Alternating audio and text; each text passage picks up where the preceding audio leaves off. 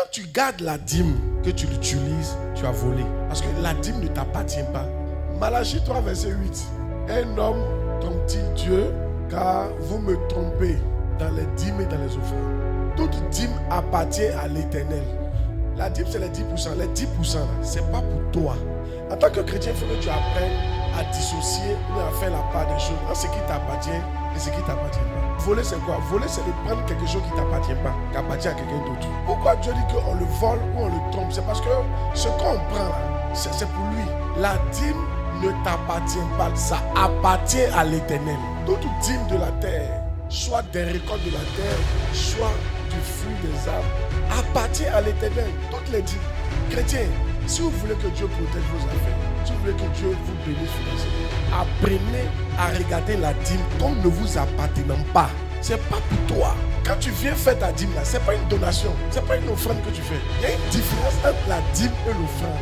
Les gens, quand ils font dîme, ils vont faire quelque chose, tu n'as rien fait. Tu n'as fait que rapporter ce qui appartient à Dieu. Si quelqu'un venait te voler la nuit, et puis le lendemain il te rapportait ce qu'il t'a volé, est-ce qu'il a fait quoi? Quand vous apportez la dîme là, vous n'avez rien fait encore. Amen. Il y en a qui viennent à l'église, ils ne payent pas dîme, puis ils font offrande. L'offrande commence lorsqu'on a fini de payer sa dîme. Quand tu viens, tu fais offrande que tu as bouffé dîme, tu n'as rien fait. Si vous ne ramenez pas ce qui appartient à l'Éternel, Dieu suppose que tu le voles, que tu es un voleur. Et il y a des punitions. Toutes les dîmes de ton salaire, toutes les dîmes des combos, toutes les dîmes de l'argent que tu reçois, tout appartient à l'Éternel.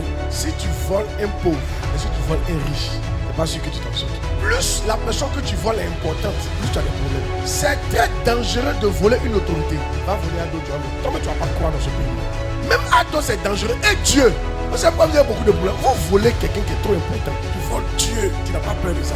Il y a un monsieur qui a lancé une chaussure sur George Bush. En ce moment, George Bush était président de la République. Il est parti en prison pour des années et des années. Tu sais, la sanction dépend envers qui tu as commis l'infraction.